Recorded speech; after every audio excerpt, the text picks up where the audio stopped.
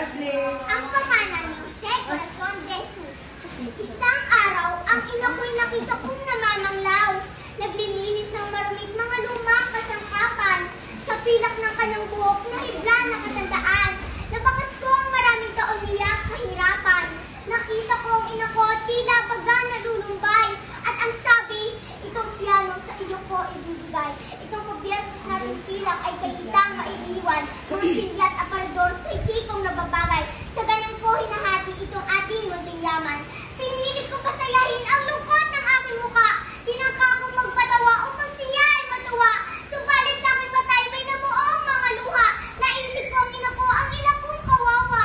Tila kami iiwan at mayari ng huling nasa. At sa halip na magalak sa pamanang mapapala, sa puso ko ay dumalang malungkot na gunita. Nagpaiyak ako, tila isang kaawa-awang bata. Niyakap ko ang ina ko at sa kanila ay winika.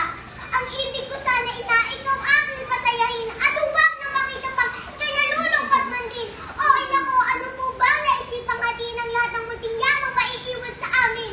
Wala naman, yaong sagot. Baka ako tawagin ng bathala. Mabuting nang malaman mo ang mabilis. Yung piano, itong sigat aparador ay alamin pamana ko na sa iyo. Bunsiyang ginigit.